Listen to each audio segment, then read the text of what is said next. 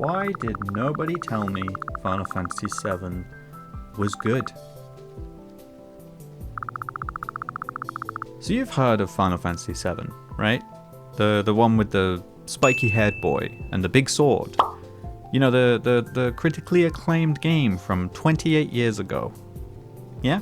Turns out it's f***ing incredible, actually. What the hell, universe? Trying to gatekeep this? Trying to hide it from someone like me? It's so good. First off, I haven't actually played the original, which, yes, I know a lot of you will probably say that is the proper experience, and I will get around to that. Instead, I've spent the last few weeks going through Remake, and now I'm a good chunk into Rebirth, and I'd rather wait for Part 3 to complete my experience with that story, whatever Part 3 may be. Final Fantasy VII Resolve, Retribution, Reggie Phil's Aim. I don't know. But either way, these remakes are my first experience with Final Fantasy VII, which is kind of what they're there for, right? But I also love that I've managed to get this far in life and working in this industry without actually knowing anything about Final Fantasy VII. Well, apart from the one iconic and devastating scene from the original.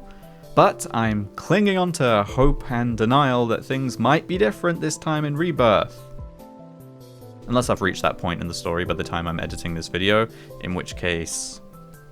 How's it going, future me? I'm in a canyon somewhere. Well, there you have it, folks. So I've actually loved Final Fantasy for years, since I was a kid, but it was one of those games that I enjoyed while never really experiencing it for myself. Like Kirby, right? I absolutely love that little guy. But I think Forgotten Lands is probably the only Kirby game I've ever actually bought. I did play Final Fantasy 15 when that came out, as well as Type 0 HD, and a fair chunk of 13, as well as a lot of the 13 Part 2 demo for some reason. And I always wanted to play 14 as well, but I just never took that plunge. I have now, so that's a fair chunk of my life gone. I'd also played maybe about 10 hours of Final Fantasy 16 when that came out as well, but that's one I'm going to be going back to once I'm done here with 7. Otherwise, that's kind of it. I never played 7, I never experienced 9, I never played any of the original RPGs. It was a series I loved, but from a strange, distanced perspective. And when the remake launched, I knew I wanted to get into it eventually because Final Fantasy VII is maybe one of the most iconic games ever, right? Like, anyone who doesn't know that much about games will probably still manage to recognize these two, right? So I just finally did. I had some time around Christmas, and I had just finished Indiana Jones, so I was looking for a new story game to get really stuck into, and by chance, I thought about Final Fantasy VII. Now, I do enjoy a lot of games. That's why I'm here. Indiana Jones, for example, that is a game that I was really invested in. I ended up loving it a lot, actually, and once I was finished with the story, I was quite sad that it was over, and you start looking for another game to get into. That's kind of the pattern of these story games.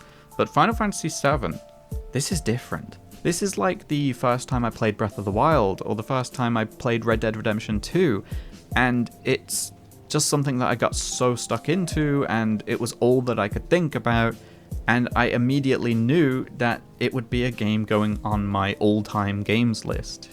Final Fantasy VII is definitely going up on that list for me, you know? And it's become my entire personality right now. It's all that I can think about. I just want to talk about it, rave about it, think about it, or just can't wait to go back to playing it. And it feels really weird because, of course, it was going to be good because it's hailed as one of the all-time greats. And now that I'm actually playing it, it is that great. And I just feel so late to the party on a game that I already hold so highly now. I even just love how different these experiences are so far within the remakes, right? Like, Final Fantasy VII Remake is dark and gritty, set entirely in the streets, slums, and oppression of Midgar, with a grounded approach to the character introductions and the storytelling, with a group of people who just want a better world and are suffering to try and make that happen. Some of the events in that game just struck me, and I was so invested in just how dramatic the events could be. When Shinra was planning to collapse the plate of Sector 7, I felt the urgency to try and stop them, but in the back of my mind, there was a bit of safety in that, it probably wasn't gonna happen, right? Nope. It happened. They did it. It was harrowing, and the aftermath even more so, and it was a standout moment that made me realize just how special these games are. And it was a benefit that the game was so linear, because while it still had minigames and side quests, it was a very focused story that worked to flesh out that whole Midgar chapter and really set things up properly. Comparatively, Rebirth is a lot more open and colourful and in some ways light-hearted in tone, and it gives you that sense of freedom, which just makes sense for where the story's at. And there are still plenty of minigames, and I love it. But of course the story still continues down a dark and unsettling path, and it feels like it really expands on Remake, both in ambition and depth, but also in just how long you'll be playing the game. I think it took me about 30 hours to finish Remake, and as of this script, I am about 40 hours into Rebirth, and I'm still nowhere near done. And I don't want to be done. From the serenity of Calm, to the drama of Upper Junon, to the joy of Costa del Sol, to the grandeur of the Gold Saucer, every single moment has been crafted with care, and I can't help but love every single second of it. Now, I can see why I love this game so much in just the context. I always enjoy a character that has some mystery to them, or a lack of memory, a dark and unsure fate. I also just love these hard as nails characters who have no emotion, but then start to show breaks in that, and you get glimpses of their humanity as they let their guard down and get to know people that they initially thought they wouldn't, and that they come to care about. I also just love Cloud's seeming lack of emotions for a bunch of other reasons, but that is a video for another day. I don't follow. You, young man, still have a lot to learn, right? And then you have the combat. A lot of fans of the original and old school JRPGs are not as sold on the more real-time focused direction that modern Final Fantasy is embracing, and that's totally fair. You know, I think if Persona ditched the turn-based combat for something more real-time in its mainline games, it would lose a majority of its personality, so I can understand the criticism here. But for me, I'm not a huge fan of loads of JRPGs, right? I like Persona, I like Dragon Quest, but more often than not, I prefer a more active combat. And I say active to avoid saying action, because there is an in-between balance that can be achieved here, and that is exactly what the Final Fantasy VII remakes are hitting perfectly.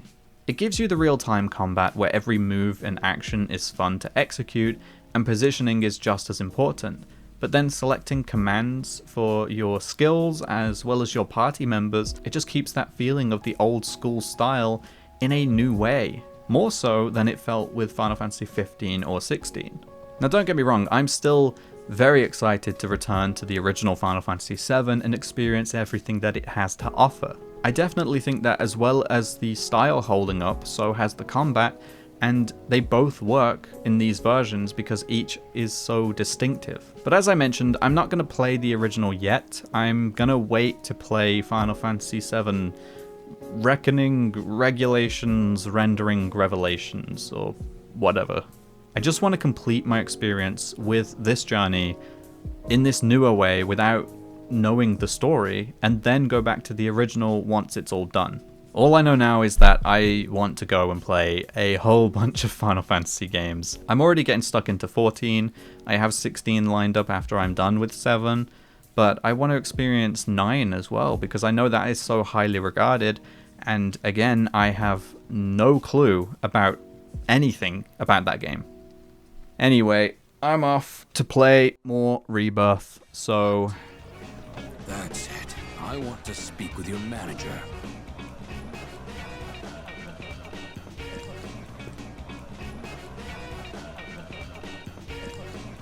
I'm no mere animal.